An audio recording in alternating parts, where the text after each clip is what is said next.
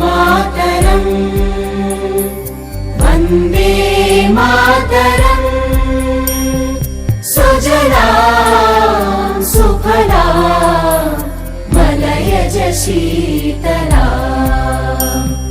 सस्यश्यामला मातरम् वन्दे मातरम् शुभ्रज्योत्स्ना पुलकितयामिनी पुल्लकुसुमित द्रुमदल शोभिनी ఏ లక్ష్యం కోసం అయితే మనం స్వాతంత్రాన్ని సాధించుకున్నామో ఆ స్వాతంత్ర ఫలాలు ఈరోజు మనం అనుభవిస్తున్నామా అని అంటే అది ఒక ప్రశ్న. ఈ యొక్క కార్యక్రమాన్ని ఉద్దేశించి టెంకాయల దామోదరం గారిని మాట్లాడవలసి కోరుతున్నాను. భారతీయులందరికీ నమస్కారం. ఈరోజు మనం 79వ స్వాతంత్ర దినోత్సవాన్ని జరుపుకుంటున్నాం. ప్రతి సంవత్సరం ఆగస్టు 15వ తారీఖున స్వాతంత్ర దినోత్సవం జరుపుకోవడం కేవలం స్వాతంత్ర దినోత్సవం జరుపుకొని జెండా ఎగరేయడం అంటే, జెండా అనేది 3 రంగుల ఒక గుట్ట మాత్రమే కాదు. ఇది మన భారతదేశంలోని 145 కోట్ల భారతీయుల మానసిక ప్రతీక ఈ జెండా. ఈస్ట్ ఇండియా కంపెనీగా వాళ్ళు మొట్టమొదటిగా మన భారతదేశంలో ఎంటర్ అయ్యి, తర్వాత వ్యాపారవేత్తలుగా వచ్చిన వాళ్ళు పూర్తిగా మన భారతదేశాన్ని కబ్జా చేసి, ఆఖరికి మనల్నే వాళ్లకు పరాయి పాలకులుగా మనం పరాయి వాళ్ళం అయిపోయాము.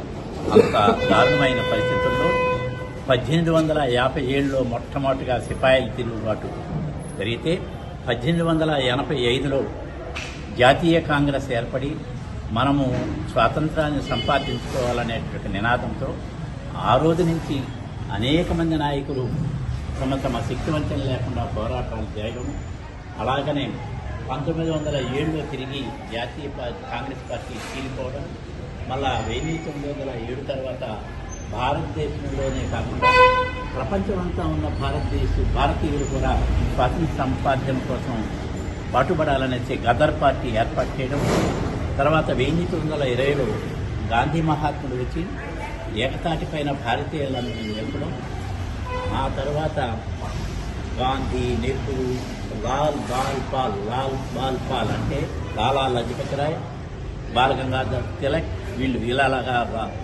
ముగ్గురు కలిసి కూడా ఎంతో గట్టి ప్రయత్నం చేశారు. గాంధీ గారికి గోపాలకృష్ణ గోఖలే గారు గురువుగా గాంధీ గారు ఆయన భావించారు. ఇంతమంది పోరాటం చేస్తే ఈరోజు మనం ఈ స్వాతంత్ర ఫలాన్ని అనుభవిస్తున్నాం.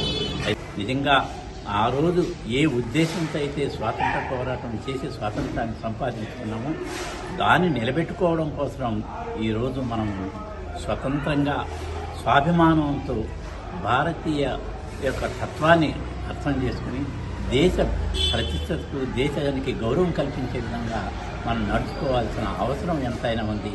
అది గుర్తు చేసే రోజే ఈ ఆగస్టు 15. वन्दे मातरम् सुजला सुफला मलयज शीतला सस्यश्यामला मातरम् वन्दे मातरम्